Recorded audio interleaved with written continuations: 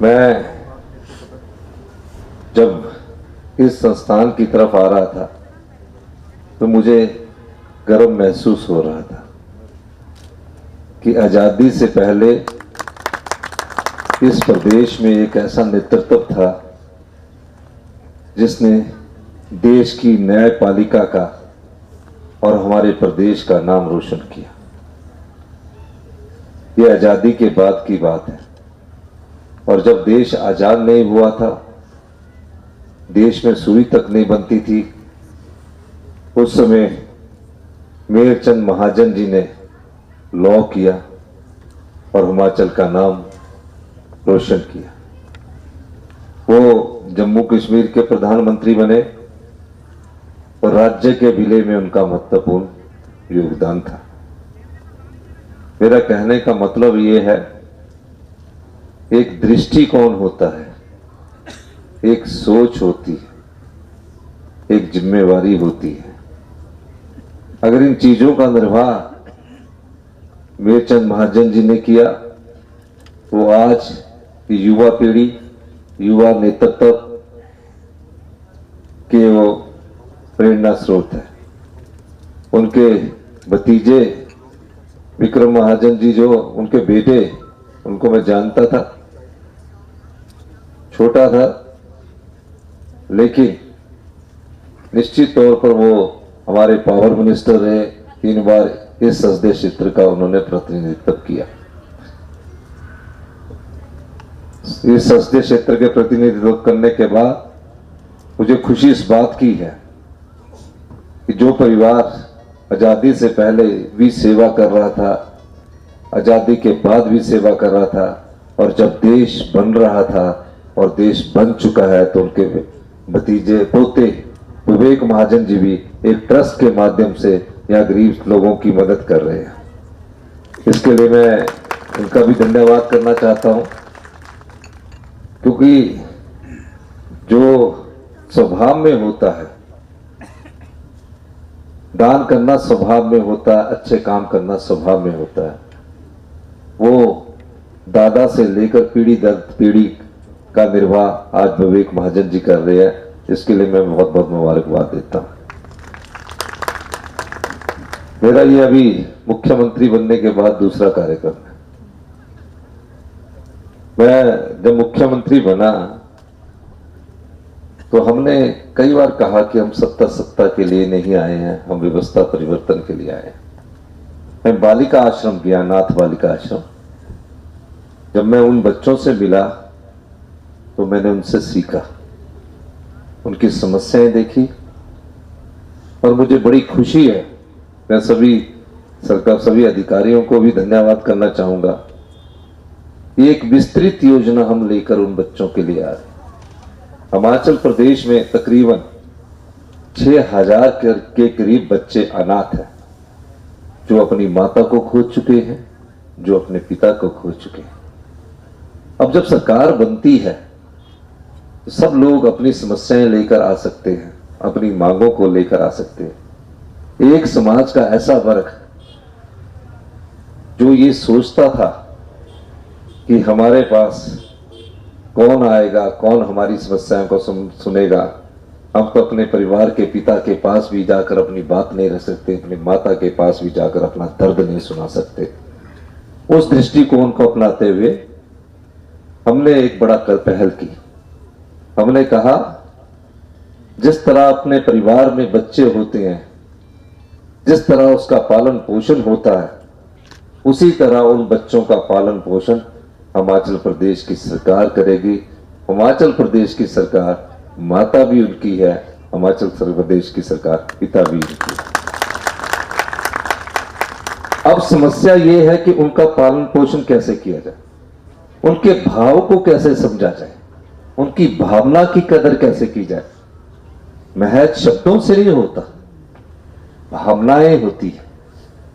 उस भावनाओं को मैंने उन बालिकाओं से सीखा और पाया कि बच्चों का शौक क्या होता है। जब छोटा बच्चा होता है वो तो खेल कूद कर सकता है, लेकिन जब बच्चा 12, 13, 14, 15 साल की प्रवेश करता है तो उसके भी अपने त्योहार होते हैं।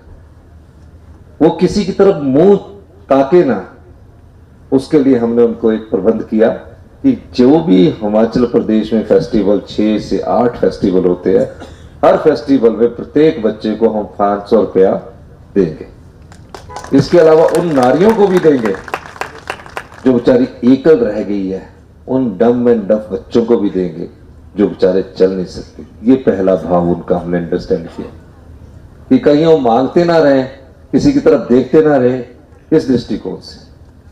दूसरा, वो बच्चे अगर इंजीनियर बनना चाहते हैं, डॉक्टर बनना चाहते हैं, उनकी चाहत है, हम अपने बच्चे के लिए तो सब कुछ कर लेते हैं, उसको अच्छा पढ़ाते हैं, अच्छे स्कूल में दर्ज करवाते हैं, और उसके बाद ये सोचते हैं कि हम इसको इंजीनियर बनाएं, डॉक्टर बनाएं। उस दृष्टिकोण को हमने सामने रखा, और उस दृष्टिकोण को सामने रखकर हमने कहा इन बच्चों की पढ़ाई जहां भी दिल करेगा अच्छे से अच्छे संस्थान में देंगे। इंजीनियरिंग बनना होगा, पूरी फीस सरकार देगी, और उनको 4,000 रुपये महीने की पॉकेट मनी भी सरकार की तरफ से उपलब्ध करवाई देगी। अब बेटियां होती है जिनके माँ बाप नहीं होते हैं, हमने कहा कि इसके लिए हम गोद लेने वाली एक योजना लेकर आएंगे। और जब हम कभी अपने बच्चों के साथ घूमने जाते हैं, जो हमने परिवार में महसूस किया, उस घूमने वाली योजना को भी उनको हर 10 दिन का ट्रिप, चाहे वो फॉरेन जाना चाहे, चाहे गोवा जाना चाहे, वो हमारी सरकार उनको उपलब्ध करवाएगी। ऐसा 6,000 बच्चों के लिए किया। और उनके लिए सबसे पहले मैं धन्यवाद अपने विधायकों का भी करना चाहूंगा। मुझे मुख्यमंत्री के तौर पर पहली जब पे मिली तो मैंने वो सारी पे उस कोष में जमा करा दी, और हमारे सभी विधायकों ने 1-1 लाख रुपया उस कोष में जमा करवाया। और फिर सरकार से हमने 100 करोड़ रुपया, 101 करोड़ रुपया, ताकि बार बार बजट मांगने सरकार में धक्के खाने ना जाना पड़े, उसी से उनका पालन पोषण हो 6,000 बच्चों में, और उनका आत्मविश्वास जागे कि हम जीवन में अकेले नहीं हैं। अगर हम जीवन की चुनौतियों का सामना करने को तैयार हो जाएं तो हम अपने पैरों पर खड़े हो सकते हैं। इस प्रकार का पहला कार्य हमारी सरकार ने किया। ये बात मैं आपको क्यों कह रहा हूं? क्योंकि मैं आज उस व्यक्तित्व के कार्यक्रम में आया हूं जिस व्यक्तित्व ने प्रदेश को नई दिशा दी। आज उनके पोते ही हैं आप, आज उनके पोते आम बच्चों को, गरीब बच्चों को, 200 बच्चों को जो इंडस्ट्रीज की जरूरत है उसके हिसाब से आपको ट्रेनिंग दे रहे हैं। ये आपसे ले नहीं रहे, ये दे रहे हैं। एक भाव इनके मन में है कि कल को मैं जाऊं उस क्षेत्र के लोगों को, मैं जहां हमारे परिवार ने इस प्रदेश को सिंचा है, दिशा दी है, उनके बच्चों की मैं सेवा करूं।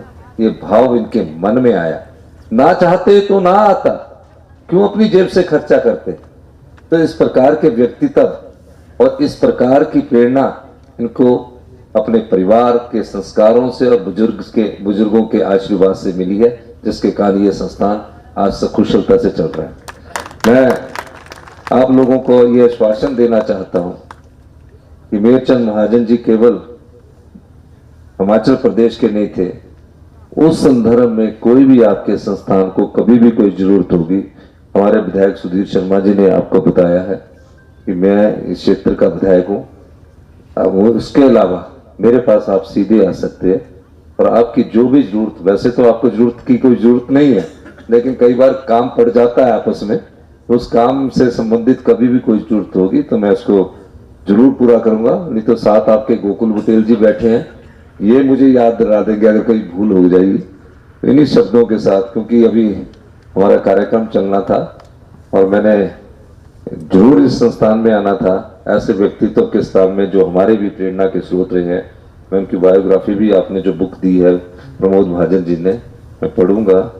और उस समय जब देश में कब उनका जन्म हुआ, कहाँ पढ़ाई की, कौन से स्कूल नहीं हुआ करते थे, कैसे संस्थान नहीं हुआ करते थे, गरीबी बहुत हुआ करती थी, पहनने के लिए कपड़े नहीं हुआ करते थे, घरों में रोशनी तक नहीं हुआ थी, उस समय उन्होंने इस प्रदेश को दिशा दी और अपनी शिक्षा से और अपनी बौद्धिक क्षमता से इस प्रदेश का और देश का नाम ऊंचा किया। इन्हीं शब्दों के साथ मैं एक बार फिर से सभी सम्मानित प्यारे बच्चों का समय बहुत था, मैं आपके पास दोबारा आऊंगा, लेकिन आज थोड़ी समय की कमी है, तो मैं समय की आपसे माफी चाहूंगा। आपके साथ मैं बातें भी करना चाहता था, लेकिन समय की कमी है, क्योंकि अभी गवर्नर साहब ने हमारे आना है और मुख्यमंत्री होने के नाते मुझे वहाँ प्रेजेंस उनसे पहले करनी है। मैं आप लोगों से माफी चाहते हुए आने वाले समय में आपके पास जरूर आऊंगा। आपका बहुत बहुत धन्यवाद। जय हिंद, जय भारत।